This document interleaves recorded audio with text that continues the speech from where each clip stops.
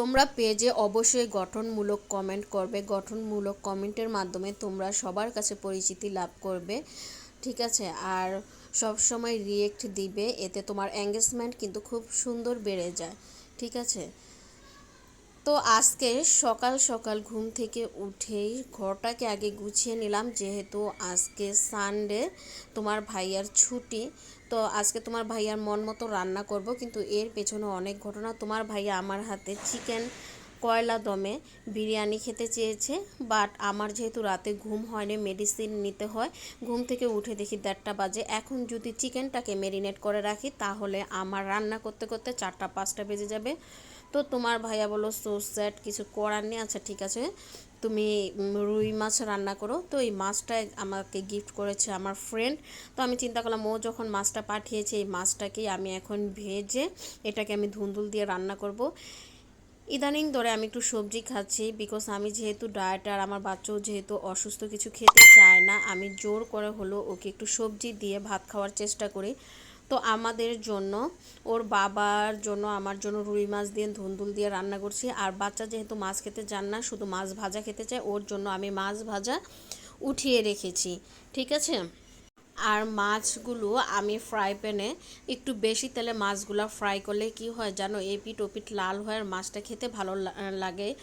অনেক জায়গায় দেখি, অনেককেই আমি দেখি যে রুই মাছটাকে হালকা ভেজে রান্না করে, সেই মাছটা খেতে আমার ভালো লাগে না, একটু কাঁচা কাঁচা কীরকম একটা ফ্লেভার আসে, তখন আমি খেতে পারি না। কিন্তু আমি রুই মাছ, যে কোনো মাছ ভাজার ক্ষেত্রে একটু সতর্কত থাকি, যেহেতু মাছটা ভালোভাবে ভাজলে তরকারিটা খেতে খুব মজা হয়। তো ধুন্দুল আমি এরই ফাঁকে কেটে নিয়েছি। আমি ধুন্দুল দিয়ে যেহেতু রুই মাছটা রান্না করব, আর কাঁচামরিচ এতে আমি খুবই কম দেব। আমার বাচ্চাকে মাছ ভাজা খাওয়াবো, ঝোল দিব না, কিন্তু ধুন্দুল খাওয়াবো। আর বাচ্চার জন্য টেকনিক করে আমি লাউ দিয়ে, ঢেঁড়স দিয়ে, ডাল দিয়ে একদম ঘন করে রান্না করছি, আর এই তরকারিটা অনেক বেশি মজা হয়েছে। প্রথমে আমি লাউটা একটু লাউ দিয়ে পেঁয়াজ কাঁচামরিচ দিয়ে মেখে নিয়েছি। আমি ডাল রান্নার ক্ষেত্রে শুধু হলুদ ব্যবহার করি। লাউটা সিদ্ধ হয়ে আসলে আমি এখানে এই যে ঢেঁড়সগুলো এভাবে কেটে নিয়েছি, এখন এটা দিয়ে দেব, দিয়ে 5 মিনিট ঢেকে রেখে তারপর ঢাকনাটা তুলে নিব, না হলে দেখা যাবে ঢেঁড়সটা লাল লাল হয়ে গেছে, তখন আর দেখতে ভালো লাগে না। আর এখানে ধুন্দুল, শুকনা মরিচ, হলুদের গুঁড়া, কাঁচামরিচ, লবণ, আদা রসুন বাটা, পেঁয়াজ দিয়ে এটাকে হাতে ভালোভাবে মেখে নেব। তারপর যেহেতু গ্যাস একদমই কম, একটু গরম পানি করে এতে আমি দিয়ে দিচ্ছি।